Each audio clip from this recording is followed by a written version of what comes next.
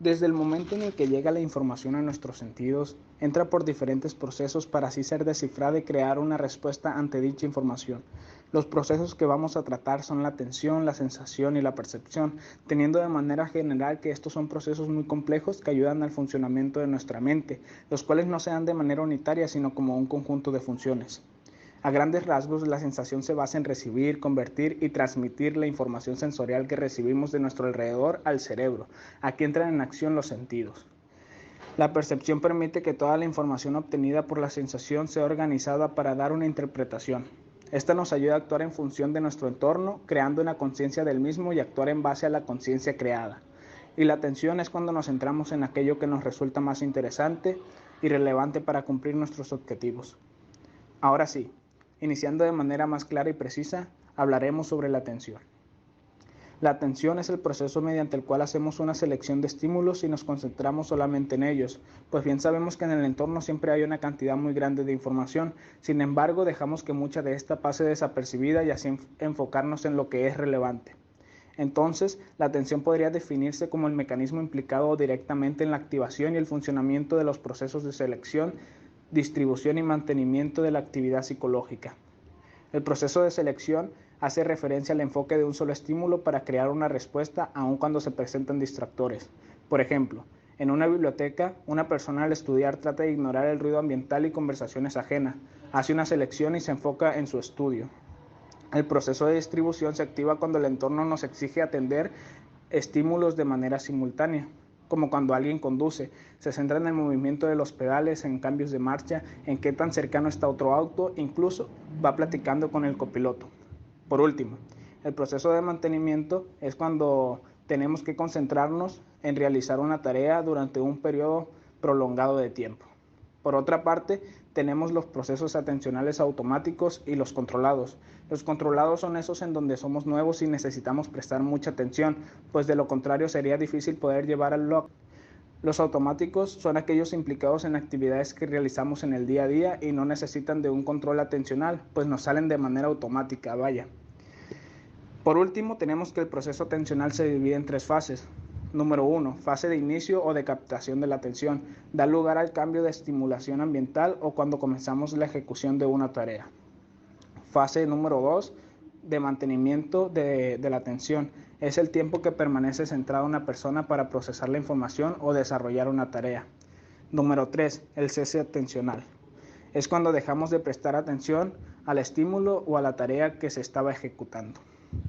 Esto sería todo sobre la atención. A continuación, mi compañera Oriandi les hablará sobre las alteraciones que se pueden presentar para que no haya una atención Dentro de la adecuada. atención tenemos que pueden existir problemas. Estos son llamados alteraciones atencionales, que cuando aparecen suelen afectar profundamente el funcionamiento de la vida diaria de las personas que la padecen, ya que impiden el correcto funcionamiento de otras funciones cognitivas, como la memoria, el razonamiento, etc. Se ha observado que determinados trastornos psiquiátricos presentan perfiles atencionales alterados que suelen estar asociados a los síntomas primarios del trastorno. A continuación, hablaremos un poco más sobre las patologías específicas más habituales de los procesos atencionales y los perfiles atencionales típicos presentes en los trastornos. En las patologías atencionales, primero tenemos a la heminegligencia o heminegligencia unilateral izquierda, la cual generalmente aparece tras una lesión cerebral y consiste en que el paciente ignora o no presta atención a la mitad de su espacio atencional. En otras palabras, hay incapacidad para atender a los estímulos del lado opuesto de la lesión. Además de que el paciente no sabe que está ignorando parte de su entorno, es decir, no tiene conciencia de su déficit. También tenemos al trastorno por déficit de atención con o sin hiperactividad, o TDAH, que es uno de los trastornos psicológicos más frecuentes en la edad infantil, ya que suele aparecer entre los 4 y 7 años de edad. El TDAH se caracteriza principalmente por la presencia de problemas atencionales, impulsibilidad e hiperactividad. A estos síntomas centrales suelen asociarse otros secundarios como dificultades de aprendizaje, conductas agresivas, dificultades en las relaciones intrapersonales, ansiedad o depresión.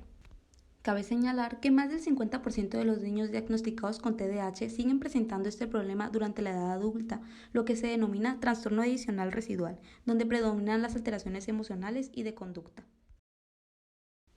Ahora, dentro de los perfiles de alteración atencional en trastornos mentales, tenemos a la esquizofrenia. En estas, los pacientes suelen presentar déficits en el desplazamiento atencional, en la inhibición de respuestas, en el rastreo espacial y en la detección de señales. En general, se considera que la alteración de las funciones selectivas e inhibitorias de la atención son un déficit primario de la esquizofrenia. Adentrándonos más en la atención selectiva, en general, los pacientes tienen problemas para organizar selectivamente la información entrante y por lo tanto se ven más afectados por estímulos distractores. Básicamente, los pacientes no separan la información importante de la relevante y por ello se distraen con facilidad. Además, se observó que presentan un peor rendimiento en las tareas de atención sostenida. Adicionalmente a esto, la persona con esquizofrenia también tiene dificultades en el procesamiento controlado, pues les resulta casi imposible el realizar dos tareas controladas simultáneamente, incluso cuando alguna de ellas está automatizada. Por último, la evidencia empírica sugiere que algunos síntomas esquizofrénicos podrían estar causados por alteraciones atencionales. Por ejemplo, los síntomas de formación y experiencia de alucinaciones tendrán relación con la atención a señales no relevantes. Ahora, por otro lado, tenemos a los trastornos del estado de ánimo, más concretamente el trastorno depresivo mayor y el trastorno bipolar. En el trastorno depresivo mayor, la alteración atencional está relacionada principalmente con el proceso controlado. Esta alteración del proceso es causada por el fallo de la asignación de recursos para la realización de tareas correctamente, que a su vez enfocaría la atención en contenidos depresivos ignorando el resto de los estímulos. Y respecto al trastorno bipolar, las alteraciones atencionales aparecen tanto en las fases maníacas como en las fases depresivas de la enfermedad y suelen estar relacionadas tanto con el problema de atención selectiva como de atención sostenida. Estas alteraciones atencionales podrían constituir un marcador de riesgo para esta enfermedad. Luego tenemos al trastorno de ansiedad y el trastorno obsesivo-compulsivo. Aquí, numerosos autores han encontrado que las personas que padecen ansiedad presentan un sesgo para atender y procesar la información de contenido amenazante. Básicamente, las personas con ansiedad presentan problemas de hiperselectividad atencional. Esto ya que las personas con ansiedad atienden todo lo que ocurre en su entorno, a la espera de que aparezcan estímulos percibidos por ellos como amenazantes. Una vez detectados los estímulos, aparece el fenómeno denominado hipervigilancia específica, en donde tienden a focalizar su atención en los estímulos amenazadores y cualquier otra información, por muy importante que sea, es ignorada, lo que produce problemas de capacidad de atención dispersa. Por último, en relación con el trastorno obsesivo-compulsivo o TOC, los déficits atencionales encontrados en pacientes que sufren ese trastorno tienen que ver con las alteraciones en la atención selectiva y los sesgos atencionales derivados a ella, ya que los pacientes atienden principalmente a los estímulos de contenido amenazante, especialmente si ese contenido está relacionado con sus temores obsesivos. En cuanto a los mecanismos subyacentes de estos déficits, algunos autores sugieren que los pacientes con TOC tendrán dificultades para inhibir el procesamiento de estímulos irrelevantes y de los pensamientos instructivos que suelen tener. Yo soy Celia Medina y yo los adentraré a lo que es la sensación y la percepción. Primero que nada, ¿qué es la sensación? La sensación se refiere al proceso de detección de estímulos de nuestro alrededor a través de nuestros sentidos. Esta información sensorial recibida por nuestros sentidos es convertida en impulsos nerviosos que van a ser enviados a nuestro cerebro y este es el momento en el que la percepción entra en acción. Y ahora, ¿qué es la percepción? Esta es la forma de interpretar estas sensaciones y mediante su interpretación dar sentido a todo lo que nos rodea. La inclusión de nuestro propio conocimiento en el proceso perceptivo permite que distingamos entre dos tipos de procesamiento perceptivo, que el primero es el procesamiento ascendente o conocido de abajo arriba. Este procesamiento se inicia con la información que es recibida de los receptores y consiste en hacer un seguimiento del proceso perceptivo desde la estimulación sensorial inicial hasta la integración de la información sensorial en el cerebro. Es decir, este procesamiento explica cómo es que los receptores sensoriales registran los estímulos que recibimos. Pero la percepción no está formada solo por la combinación de la información de los receptores sensoriales, sino que los conocimientos que tenemos como hechos o recuerdos, etc., complementan nuestra percepción. Y aquí es donde entra en juego el procesamiento descendente, que también es conocido de arriba abajo, es un procesamiento de la información que está guiado por nuestros conocimientos y experiencias previas a partir de los cuales podemos construir nuestras percepciones. Generalmente la percepción implica trabajar con ambos tipos de procesamiento al mismo tiempo. Ahora, el proceso perceptivo. Consta de una serie de fases. La primera fase se inicia con la estimulación ambiental, que está compuesta por todos los aspectos del entorno que podemos recibir, es decir, todo lo que nos rodea. Y la segunda fase está relacionada con la estimulación de los sentidos. Una vez que atendemos al estímulo que nos interesa, centramos nuestros sentidos solamente en ese estímulo. Y la tercera fase es el procesamiento neuronal, que las señales eléctricas emitidas por nuestros sentidos se transmiten por los nervios sensitivos hasta llegar a las neuronas cerebrales y poder posibilitar la consecución de la percepción. Así llegaríamos a la etapa de la percepción, que ésta se produce cuando el cerebro transforma a las señales eléctricas que fueron recibidas por nuestros sentidos en una experiencia sensorial consciente del mismo. Y antiguamente los estudios sobre el proceso perceptivo se detenían en esta etapa, pero en la actualidad se considera que tras la percepción todavía tienen lugar 2 etapas necesarias para la correcta finalización de este proceso, que una sería el reconocimiento, que esta es la capacidad que poseemos de clasificar los objetos que percibimos en categorías para así poder darles un significado. Y la última fase del proceso perceptivo sería la respuesta, que incluye las actividades motrices que se generan como resultado de la percepción. La psicofísica. Este término fue introducido por Fechner en 1860 para referirse al estudio de la relación existente entre las propiedades de los estímulos físicos y las reacciones psicológicas humanas a esas propiedades. Aunque la dimensión física es fácilmente medible, la reacción psicofísica o experiencia subjetiva es única para cada persona y no puede ser cuantificada de forma generalizada para toda la población, ya que la percepción pues es una actividad privada. Aquí entran los umbrales absolutos, que estos son uno de los conceptos principalmente estudiados mediante métodos psicofísicos.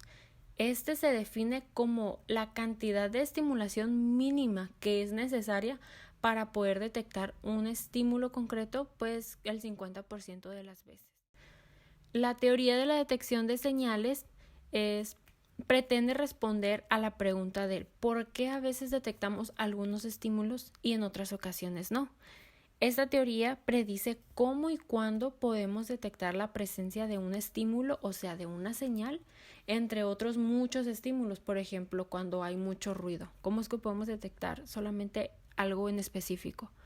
Y el umbral diferencial, que se puede definir como la diferencia menor entre 2 estímulos que una persona es capaz de apreciar el 50% de las veces, o sea, algún cambio menor que haya entre 2 objetos que una persona pueda identificar.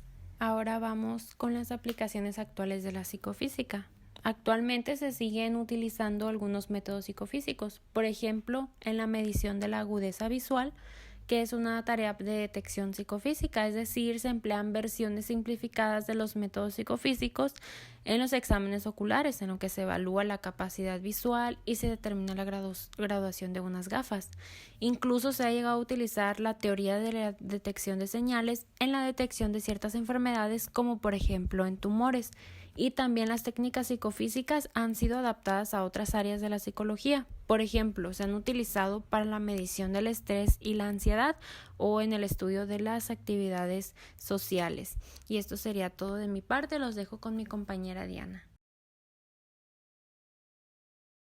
Ahora, para ir cerrando con el capítulo, vamos a hablar respecto a las alteraciones y a los trastornos de la percepción. Las alteraciones más habituales de los procesos perceptivos son las ilusiones perceptivas, las alucinaciones y las agnosias. Podemos definir las ilusiones perceptivas como aquellos fenómenos en los que el estímulo percibido no se corresponde con el estímulo real. Es decir, una ilusión sería una percepción incorrecta. En la vida diaria, las ilusiones ópticas ocurren de forma más o menos frecuente. Por ejemplo, cuando nosotros introducimos un tubo recto en un vaso de agua, si lo miramos a través del vaso, este parece que hace un ángulo, pero en realidad sabemos que es recto. Las ilusiones también pueden darse en los otros sentidos.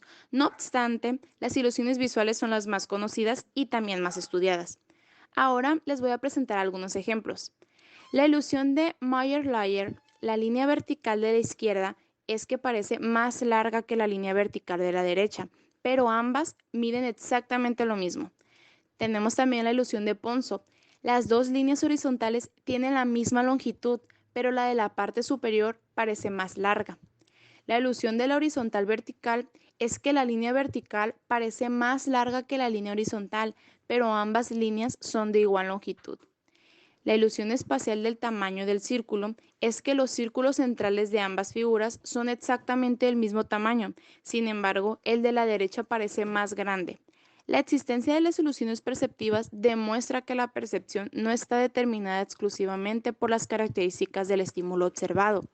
El estudio de las distorsiones perceptivas nos permite profundizar y conocer la mejor percepción. Ahora tenemos a las alucinaciones. Estas son las experiencias perceptivas que aparecen en ausencia de estímulos externos. No solo se dan en la esquizofrenia, sino que se pueden producir de una gran variedad de trastornos orgánicos. Pueden ser inducidas por el consumo de tóxicos, por depresiones, por demencias, entre otros. Además, todo el mundo hemos experimentado en alguna ocasión algún tipo de alucinación. Por ejemplo, ver puntos negros tras haber frotado los ojos, escuchar la voz de algún familiar recientemente fallecido, algo que es habitual en el proceso del duelo, etc. Suelen presentarse principalmente en periodos de ansiedad y de estrés.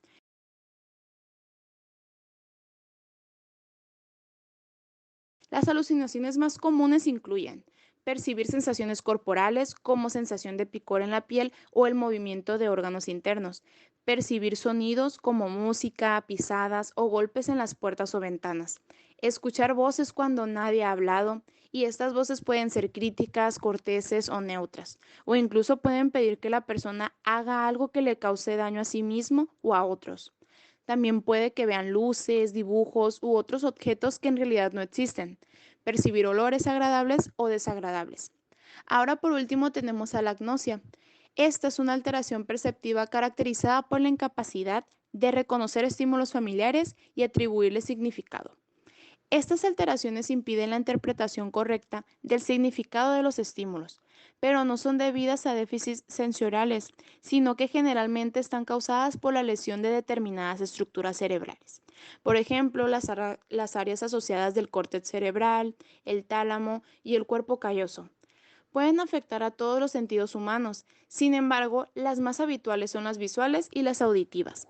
Las agnosias visuales consisten en la dificultad para el reconocimiento visual de personas, objetos o colores, estando suficientemente conservada por la agudeza visual, así como las funciones mentales superiores y el lenguaje visual de la persona. Por su parte, las agnosias auditivas se definirían como la dificultad para reconocer el significado de los estímulos acústicos, verbales y no verbales.